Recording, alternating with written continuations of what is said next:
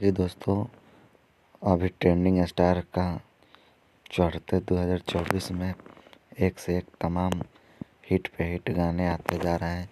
जैसे कि ये सॉन्ग है कमर के कमाई, तो आप सबके बीच में आ चुका है। जिस एक कमर की कमाई सॉन्ग गाए हैं खेसारी लाल यादव ने और डुएट की हैं शिल्पी राज। कमर की कमाई जो सॉन्ग आया है इसमें के राइटर हैं अखिलेश कश्यप, जो एक भोजपुरी में एक से एक तमाम हिट पे हिट गाना दिए हैं। 100 मिलियन, 200 मिलियन, 300 मिलियन तक का। अखिलेश कश्यप ने फिर से एक सॉन्ग लिखा है कमर की कमाई, जिसके म्यूजिक डायरेक्टर हैं रोशन सिंह, जो एक से एक सॉन्ग में टॉप लेवल के सॉन्ग में म्यूजिक दिए हैं और सॉन्ग एक से एक ब्लास्ट हुआ है।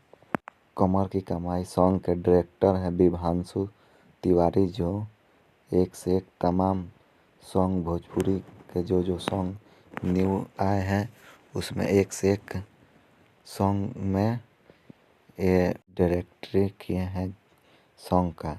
इस सॉन्ग के कंपोजर हैं शुभम तिवारी, जो एक से एक तमाम हिट पे हिट गाने को कंपोज किए हैं। ये सॉन्ग अन्नपूर्णा फिल्म्स पे आई है, तो आप सब जाके जल्द से जल्द देखें।